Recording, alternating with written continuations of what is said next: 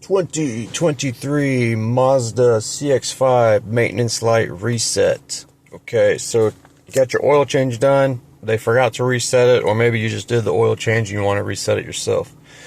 We're going to be using this button right here, the turn knob, and the enter button in the center, and maybe the home button. So push home.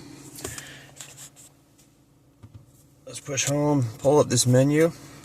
Let me get it better. Now we're going to go up to infotainment with the knob.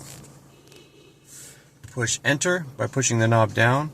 Go to vehicle status monitor. Push enter. We're going to come down to vehicle maintenance settings. Push enter. And then if you go down here, it's reset service interval. Now this will be like if it's low, this should be like down to almost 0 or like 10 miles, 20 miles or whatever. So we're going to go to reset. I just reset mine, that's why it looks like that. But we'll hit enter on reset. Do you want to reset the service interval, driving distance, and date? You scroll up to reset, hit enter. It has been reset.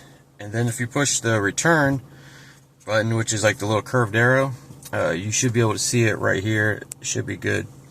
I'm not going to go into how to set the next service date and any of that stuff. I just go by mileage, but that's how you do it. Thanks for watching.